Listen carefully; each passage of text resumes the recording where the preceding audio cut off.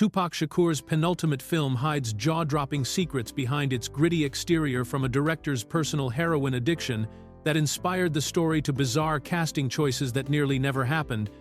Gridlock'd contains more shocking behind-the-scenes truths than you'd ever imagine. Fact 1. Director's dark past inspired everything. The gritty realism of Gridlock'd didn't come from research or imagination. It came straight from director Vondie Curtis Hall's own dark experiences with heroin addiction during his teenage years in Detroit. Curtis Hall, who both wrote and directed the film as his debut behind the camera, drew heavily from a period of his life that nearly derailed his future before it began. Growing up in Detroit during the early 1970s, Curtis Hall was deeply involved in the city's underground punk rock scene as a guitarist and vocalist. He and his fellow musicians began experimenting with heroin not for escape or rebellion, but for what they believed would give them a creative edge over other bands. Curtis Hall later explained that using heroin was really a competitive thing we did to be accepted, adding that they thought they needed the tools to compete with others that were pushing the edge, to play faster, write better songs, and sing better. The young musicians genuinely believed that heroin would enhance their musical abilities and help them create better art than their competitors. This misguided pursuit of artistic excellence through drug use became the foundation for the film's exploration of addiction and the characters' motivations. Fortunately, Curtis Hall managed to kick his heroin habit by the time he graduated high school in 1974. He and his best friend, who played bass in their band, made the decision together after realizing that maybe we could actually play better if we weren't stoned all the time. However, when Curtis Hall and his friend tried to get clean, they encountered the same bureaucratic nightmare that would later become central to Gridlock'd's plot: endless red tape and administrative obstacles when seeking help from public detoxification programs. This personal experience of fighting both addiction and an unresponsive system gave Curtis Hall the authentic voice that critics praised in the film, making Gridlock'd feel genuine rather than exploitative. Fact 2. Fishburne almost played Tupac's role. One of the most surprising casting what-ifs in movie history involves Lawrence Fishburne nearly landing the role that would become one of Tupac Shakur's most memorable performances. Director Vondie Curtis Hall originally envisioned the seasoned actor, known for his powerful performances in films like Boys and the Hood and What's Love Got to Do with It, as his first choice to play Spoon, the character that Tupac would eventually make his own. Curtis Hall had good reason to want Fishburne for the role, as the actor had already proven his ability to portray complex, street-smart characters with both intensity and vulnerability. However, the film's modest budget created an immediate obstacle that the production team couldn't overcome. Curtis Hall simply could not afford Fishburne's salary, forcing the director to abandon his original vision and look elsewhere for his lead actor. The role was also offered to other established actors, including Don Cheadle and Forrest Whitaker, but none of these casting attempts worked out for various reasons. It was only after these more traditional Hollywood approaches failed that the production took a completely different direction. The breakthrough came when Preston Holmes, president of Def Pictures, recommended Tupac Shakur for the role. Holmes had known Tupac since the rapper was a child and vouched for his professionalism, telling Curtis Hall that Tupac was nothing like the negative perception Hollywood had of him.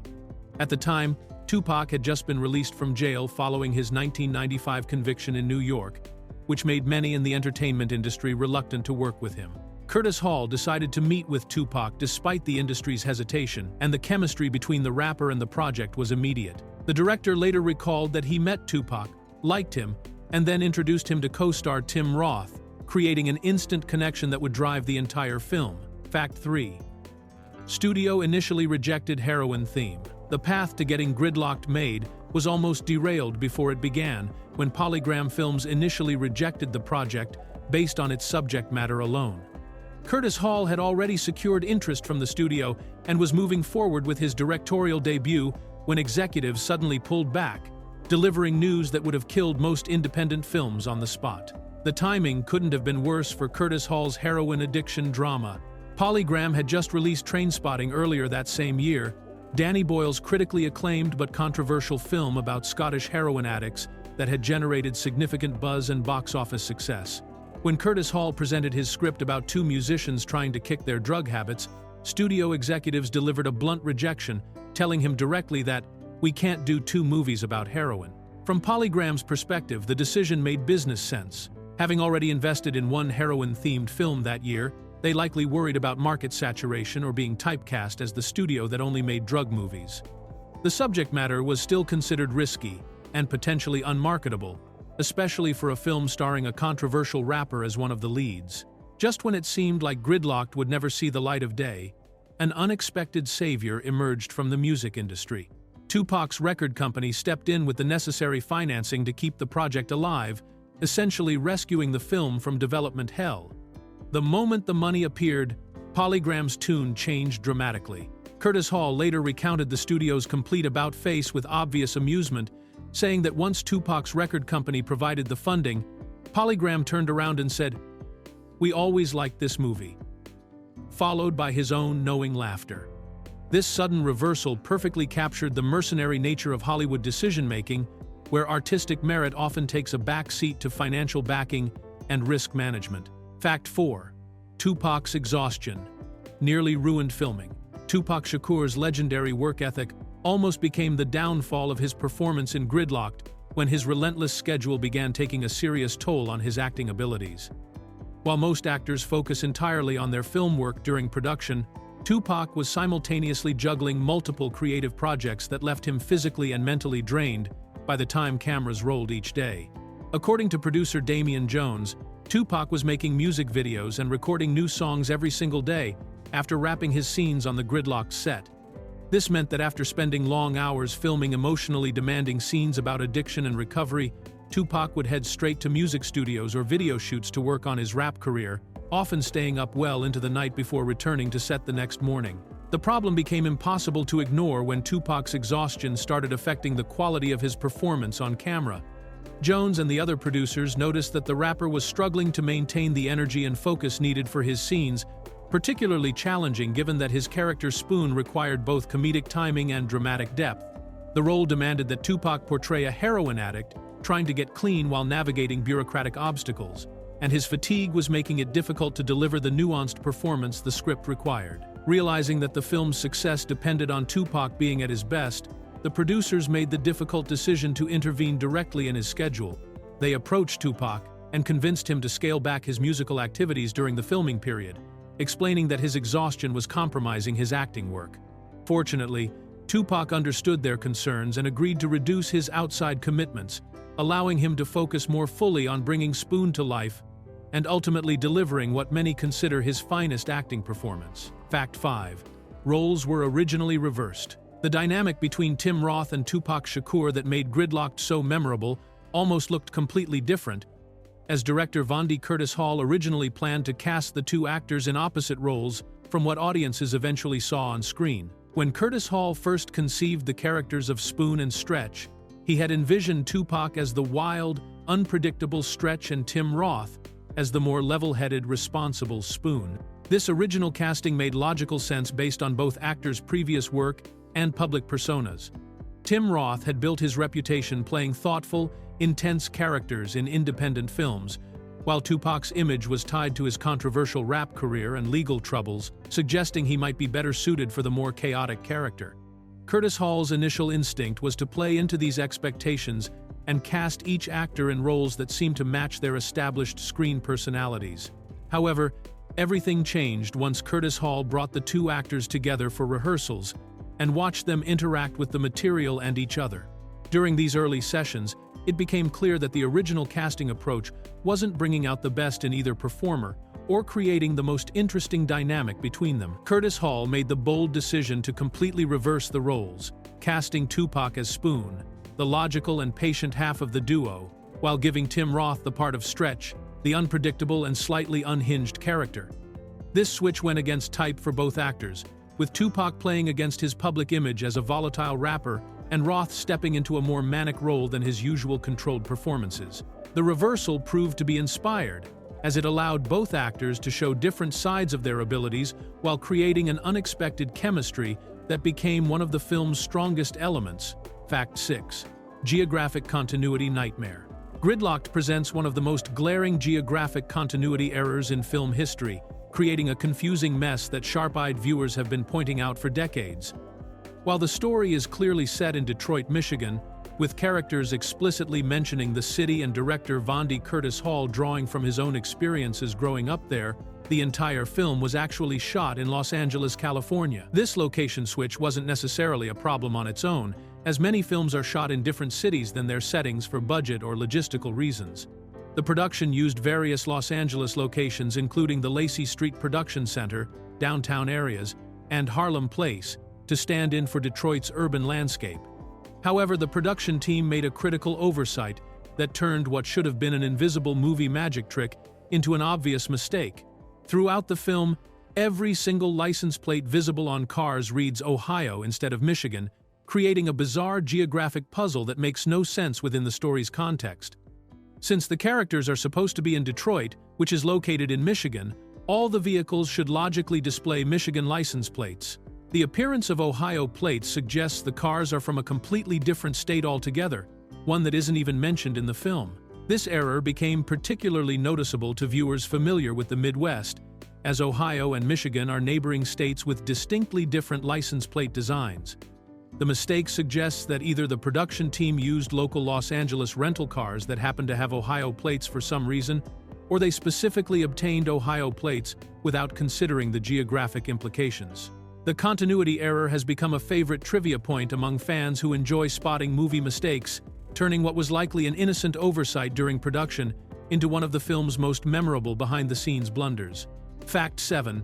Lucy Liu's tiny pre-fame role. Years before Lucy Liu became a global superstar through Charlie's Angels and Kill Bill, she appeared in Gridlock'd in one of her earliest film roles, playing a minor character named Cece who meets a violent end that viewers never actually see on screen. This small part came at a crucial time in Liu's career when she was still struggling to find her footing in Hollywood and taking whatever roles she could get to build her resume. At the time of filming in 1996, Liu was just beginning to gain recognition through small television appearances on shows like Beverly Hills 90210 and ER, but she was still far from the household name she would later become.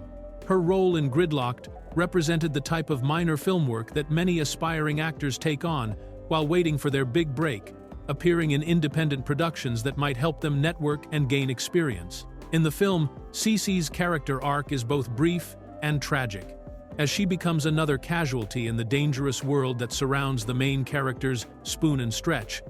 Her death occurs off-screen along with Bokeem Woodbine's character Mud, killed by drug dealers who make the murders look like a burglary gone wrong. The audience only learns about Cece's fate when Tim Roth and Tupac's characters discover the aftermath and later see a television news report confirming that her body was found in a closet. What makes this casting particularly interesting is that Liu's character was reportedly pregnant at the time of her death, adding an extra layer of tragedy to an already dark storyline. The role, while small, gave Liu the opportunity to work alongside established actors like Tim Roth and rising star Tupac Shakur, providing valuable experience that would serve her well as her career took off in the following years. Fact 8. Director cast his own family. Vondie Curtis Hall turned Gridlock'd into a true family affair by casting his own relatives in multiple roles throughout the film, creating personal connections that went far beyond the typical director-actor relationship. The most touching example of this family involvement appears in a brief but memorable scene where Curtis Hall's wife, actress and director Kasi Lemmons, appears alongside their infant son Henry Hunter Hall in what's described as a Madonna and child moment. Kasi Lemmons was already an established actress in her own right at the time, having appeared in films like Candyman and The Silence of the Lambs, so her inclusion wasn't just nepotism, but brought genuine talent to the production.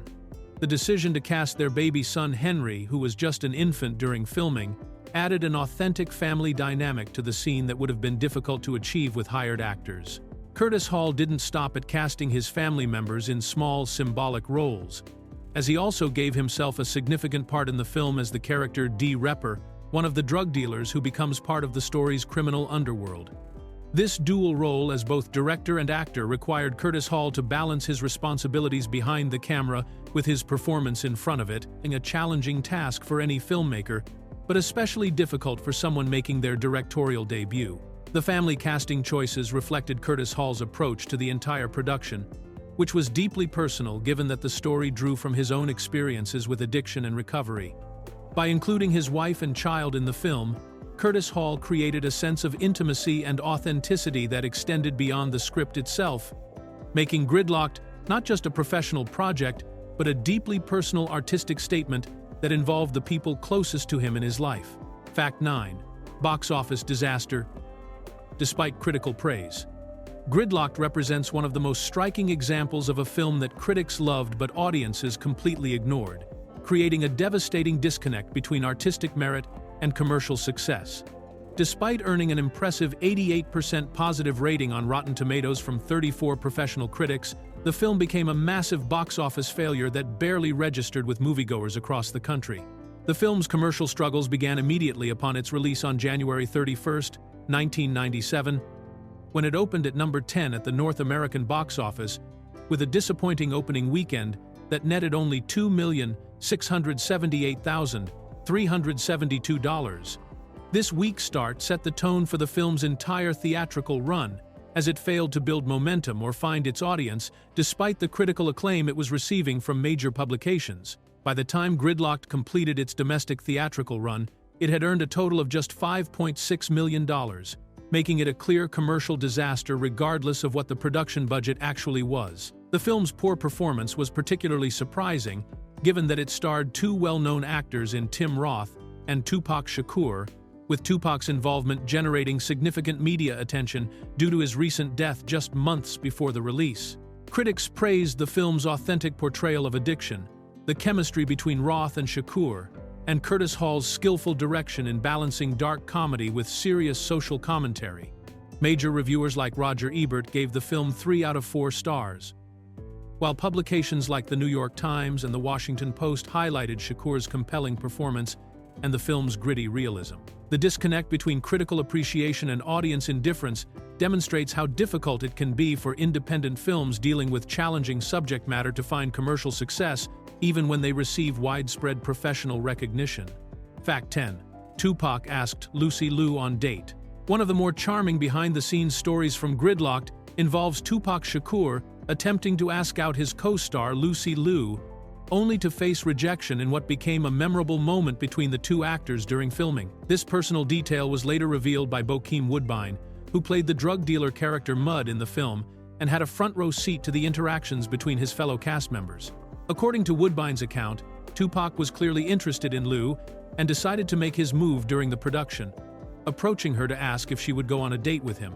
At the time, Liu was still early in her acting career and working on building her reputation in Hollywood, while Tupac was already a major figure in the music industry who was expanding into acting with increasingly serious roles. Despite Tupac's fame and charisma, Liu politely declined his romantic overture, turning down the date invitation. Woodbine's recollection of this incident suggests it was handled with good humor and didn't create any awkward tension on set, as both actors continued to work professionally together throughout the remainder of filming. The rejected date request adds a humanizing element to the production story, showing that even major celebrities face the same everyday social situations as everyone else, including the possibility of romantic rejection. It also demonstrates that Liu was focused on her professional goals and wasn't easily swayed by the star power of her co-workers, maintaining clear boundaries between her personal and professional life. Woodbine and Tupac developed a strong friendship during the filming of Gridlock'd, with Woodbine even appearing in one of Tupac's final music videos. This close relationship likely gave Woodbine unique insight into Tupac's interactions with other cast members, making his account of the Liu situation particularly credible. Fact 11. Elizabeth Peña's powerful monologue scene. One of Gridlock'd's most memorable and emotionally charged moments belongs entirely to Elizabeth Peña, who delivers a blistering monologue as an overworked emergency room nurse that completely flips the audience's expectations and earned specific praise from renowned critic Roger Ebert. The scene occurs when Spoon and Stretch arrive at the hospital with their unconscious friend Cookie, desperately trying to get her medical attention while also attempting to navigate the healthcare system's bureaucratic maze. In most films dealing with similar situations, the protagonists would be portrayed as sympathetic figures facing an uncaring system, with hospital staff serving as cold, administrative obstacles to overcome. Curtis Hall deliberately subverted this expectation by giving Peña's nurse character a powerful voice that expressed the other side of the healthcare crisis, revealing the frustration and exhaustion felt by the workers trapped within the broken system. When Spoon becomes frustrated with the endless paperwork requirements and starts screaming at the nurse while Cookie appears to be dying, Peña's character doesn't simply absorb the abuse quietly. Instead, she fires back with a monologue that expresses all of her own exhaustion and frustration with the impossible demands placed on healthcare workers who see tragedy and death every day while being blamed for systemic problems beyond their control. Roger Ebert specifically highlighted this scene in his review, noting how Curtis Hall's script cleverly turned the tables by having the clerks and nurses shout back at the protagonists rather than the other way around. Ebert praised how Peña's performance captured the authentic voice of someone who has been worn down by years of dealing with desperate people in impossible situations, making her anger feel completely justified rather than simply mean-spirited or bureaucratic. Fact 12. Death overshadowed release. The tragic death of Tupac Shakur cast a dark shadow over Gridlock'd's release, as the rapper was gunned down in Las Vegas 4 months before audiences would see what many consider his finest acting performance.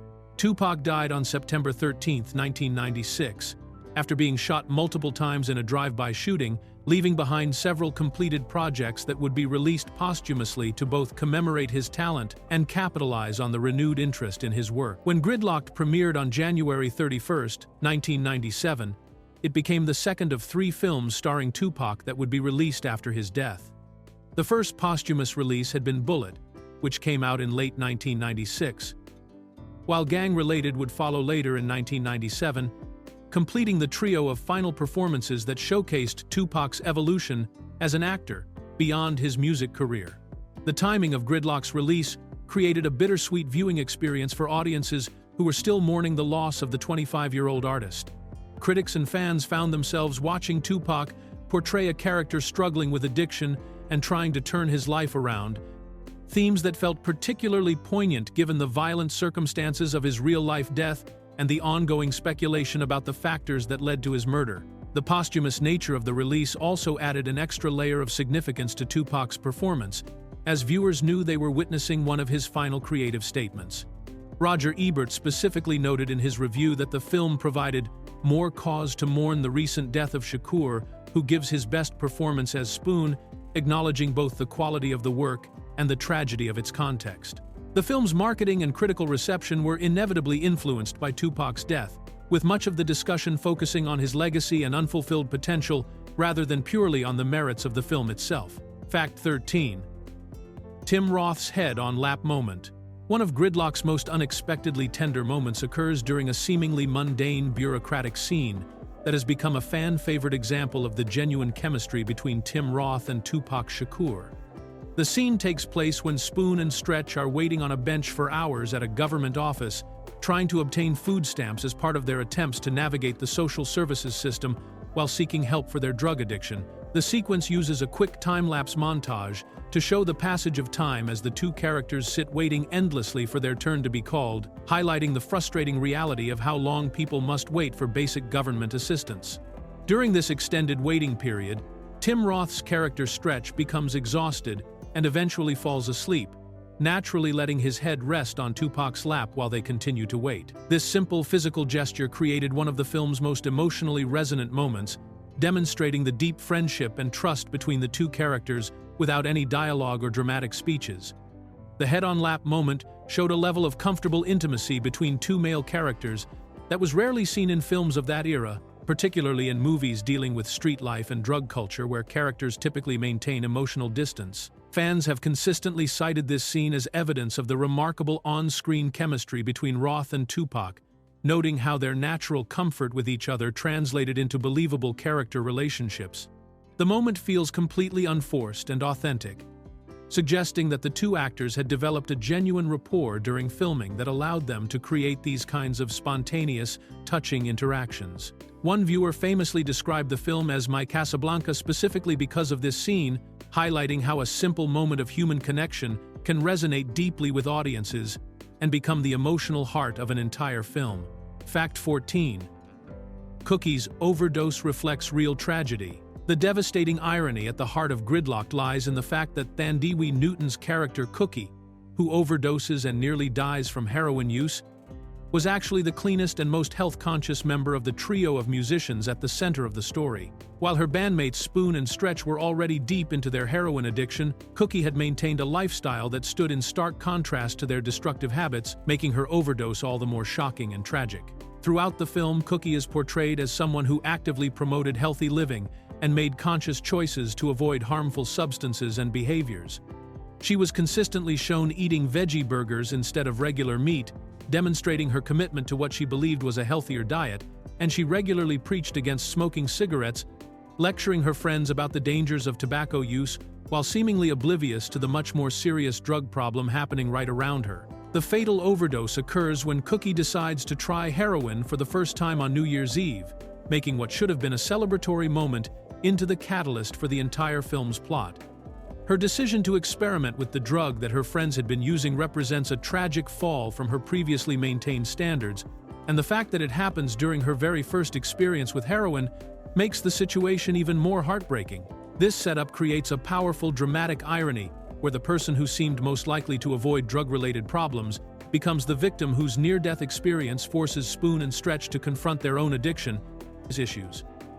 Cookie's overdose serves as a wake-up call that drives the entire narrative, as her two friends realize they need to get clean after seeing what drugs have done to someone they care about. Fact 15. Stabbing scene. Echoes Pulp Fiction.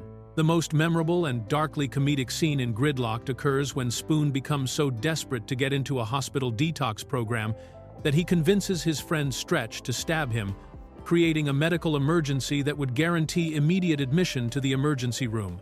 This bizarre sequence caught the attention of renowned film critic Roger Ebert, who specifically compared it to the famous overdose scene in Quentin Tarantino's Pulp Fiction for its masterful blend of dark humor and life-or-death tension.